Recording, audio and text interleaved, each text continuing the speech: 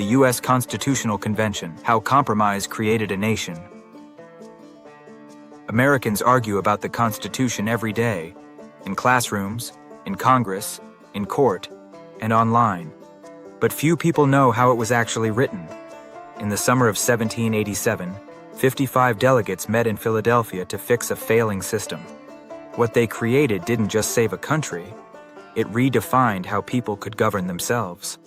In this story, viewers will discover how fierce debates about power, the presidency, and slavery almost tore the Constitutional Convention apart, and how the compromises that followed built the foundation of the American Republic. The U.S. Constitution begins with these powerful words: "We, the people of the United States, in order to form a more perfect union, establish justice, ensure domestic tranquility, provide for the common defense, promote the general welfare, and secure the blessings of liberty to ourselves and our posterity, do ordain and establish this Constitution for the United States of America." The Constitution's preamble was written by Gouverneur Morris, New York delegate to the 1787 Constitutional Convention. Morris is also credited with the form and style of the entire Constitution. But how did those words come to life? The story begins on May 25, 1787, when delegates from 12 states met in the Pennsylvania State House, now called Independence Hall. They worked in secret through the summer, trying to design a new system of government to replace the weak Articles of Confederation. For nearly 4 months, they debated how to share power between large and small states, how to elect leaders, in particular, the president, and how to deal with the growing divide over slavery. The first major issue was representation in Congress. Large states supported the Virginia Plan, written mostly by James Madison, which proposed a 2-house legislature with representation in both houses based on population. The more people a state had, the more seats it would receive. Small states like New Jersey and Delaware feared they would lose influence. William Paterson of New Jersey introduced the New Jersey Plan, which called for a single-house Congress, where every state had 1 equal vote. The deadlock nearly ended the convention.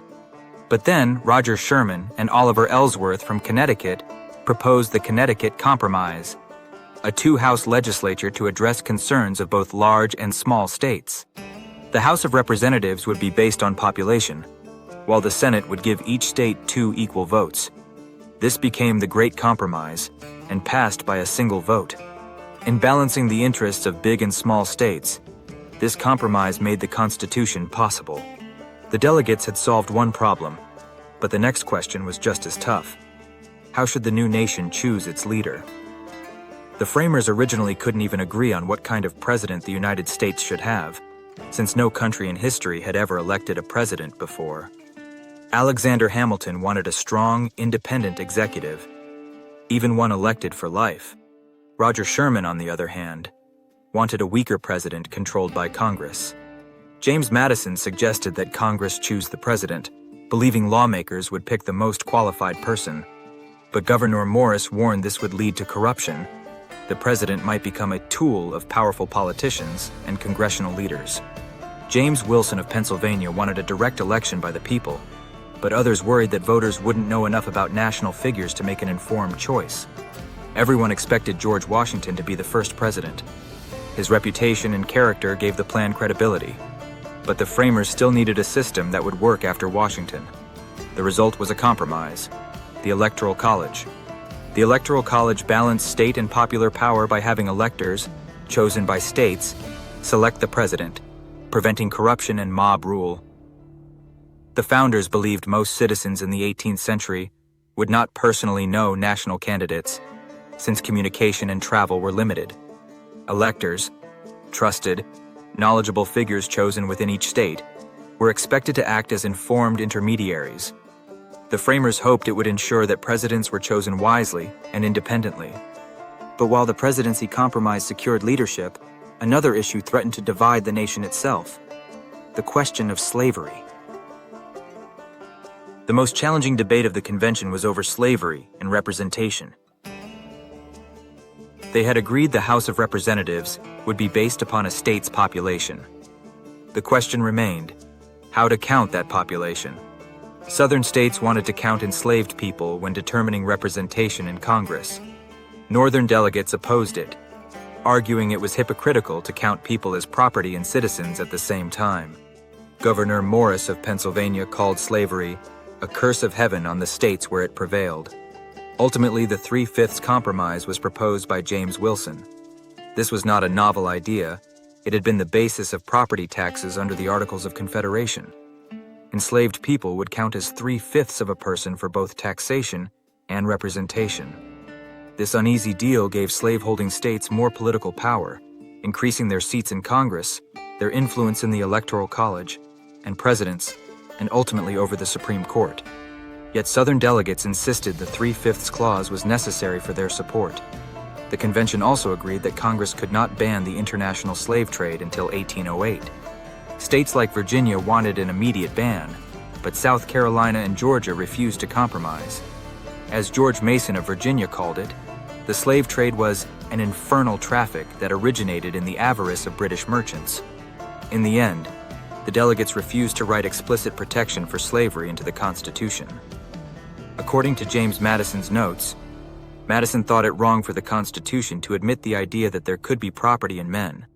When Frederick Douglass read James Madison's notes in the 1840s, he realized the framers left slavery's fate undecided, transforming his view of the Constitution from pro-slavery to fundamentally an anti-slavery document.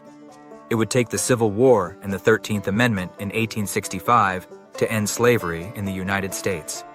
Having decided congressional representation, presidential selection, and creating an uneasy compromise with slave and free states, the delegates were finally ready to finish, but not everyone was willing to sign.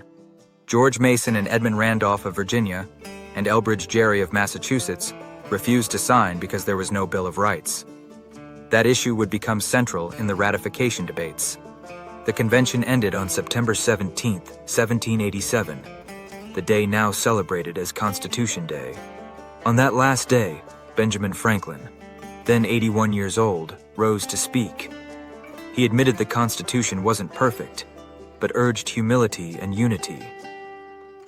I confess that there are several parts of this Constitution which I do not at present approve, but I am sure I shall never approve them. For having lived long, I have experienced many instances of being obliged by better information to change opinions. It is therefore that the older I grow, the more apt I am to doubt my own judgment and to pay more respect to the judgment of others. As the convention ended, Franklin was stopped by a Philadelphia woman named Elizabeth Powell, who asked, "Well, Dr. Franklin, what have we got? A republic or a monarchy?" Franklin replied, "A republic, if you can keep it." The Constitution was born from debate, disagreement, and compromise. Its framers didn't agree on everything, but they shared one goal: to build a lasting republic. More than 2 centuries later, keeping that republic depends on every citizen learning how it was made, why it works, and how to preserve it. That learning begins here, with knowledge, humility, and the spirit of we the people. This was a convention overview. For more, subscribe to Constitutional Soundbites, study our founding documents, and combat constitutional illiteracy.